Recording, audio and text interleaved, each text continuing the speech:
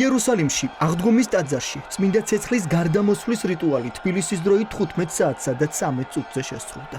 ტაძარში შეკრებილი მომლოცველები კიდევ ერთხელ გახდნენ მართლმადიდებლური სამყაროსთვის ერთ-ერთი ყველაზე მნიშვნელოვანი მომენტის მომსწრენი. ტაძარში წმინდა ცეცხლის გარდამოსვლას ათასობით ქართველი მომლოცველი დაესწრო, რომლებიც იერუსალიმში დღევანდელი დღისთვის საგანგებოდ ჩავიდნენ. ქრისტე აღსდგა, ისმოდა დღეს აღდგომის ტაძარში შეძახილები ქართულ ენაზე.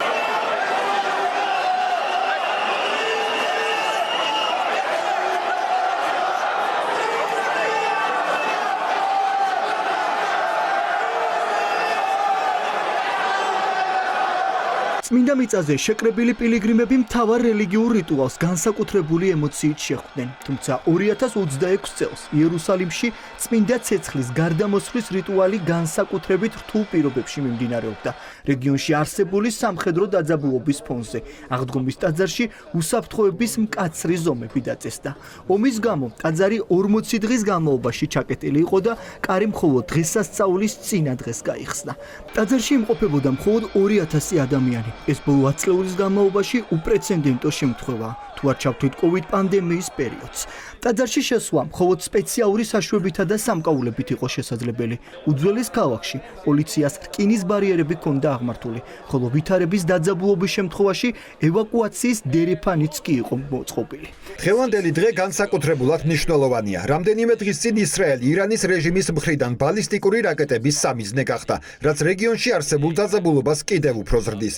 მიუხედავად ამისა, უსაფრთხოების ზომების შემსუბუქების შემდეგ წმინდა ცეცხლის გადმოსვლის ცერემონია, რომელიც თავდაპირველად შეზღუდულ ფორმატში უნდა ჩატარებულიყო, სრულმასშტაბიანად გაიმართა. ისრაელის პოლიცია კვირების განმავლობაში ემზადებოდა ამ ღონისძიებისთვის და ეკლესიის ლიდერებთან კოორდინაციით შეიმუშავა გეგმა, რათა რეკომენდაციების ცვლილების შემდეგ ღონისძიების სრულფასოვნად ჩატარება შესაძლებელი ყოფილიყო. ადგილზე მობილიზებული იქნა მრავალი პოლიციელი, რომელთა მთავარი მიზანია უსაფრთხოების უზრუნველყოფა და შესაძლო საფრთხეების თავიდან აცილება. კულუკლიაში შესვლამდე თეოფილე მესამე ტრადიციისამე მაცხოვრის ტაძართან თეთრად შემოსილი და კვერთით ხელში ჩდება. გზას მას მორწმუნეები აღმართული ბაირაღებით ხვდებიან.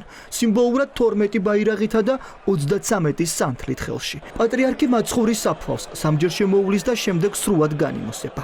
ქრისტეს აღდგომის ადგილას მიმავალ თეოფილე მესამეს სხვადასხვა კონფესიის სასულიერო პირები ამოწმებენ. ამის შემდეგ დგება კულმინაციური მომენტი. პატრიარქი სრულიად მარტო შედის კულუკლიაში, ხოლო სამლოცველოს გარეთ ყველა სასწაულს ელოდება.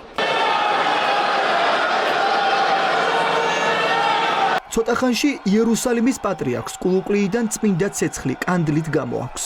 დიდი ლამპარი პატარა სამლოცველოში კარის გახსნის შემდეგ შეაქვთ და მართლმადიდებლური ტრადიციის მიხედვით თავდაპირველად მასზე გადმოდის წმინდა ცეცხლი. კანდელს სპეციალურად დიდი შაბათის დილას აქრობენ და ტაძრიდან გამოასვენებენ.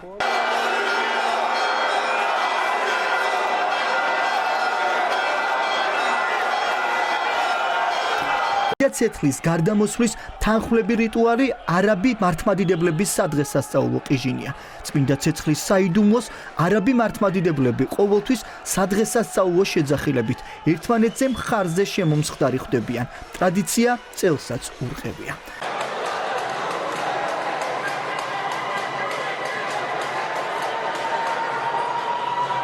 სოფლიოში მორწმუნეები წმინდა ცეცხლის მშობლიურ ქვეყანაში ჩაბრძანებას ელიან. დიდი მოლოდინია საქართველოშიც, სადაც სპეციალური რეისით ქართული დელეგაცია წმინდა ცეცხლს ჩამოაბრძანებს. დელეგაცია 11 აპრილს საქართველოში დაახლოებით 23 საათზე ჩამოფრინდება. სიონის საპატრიარქო ტაძარში მიაბრძანებენ წმინდა ცეცხლს, სადაც სააღდგომო ლიტურგიას საპატრიარქოს ტახტის მოსაყდრე მეუფე შიო აღავლენს. ამის შემდეგ წმინდა ცეცხლი საქართველოში მოქმედ ყველა ტაძარში გადანაწილდება.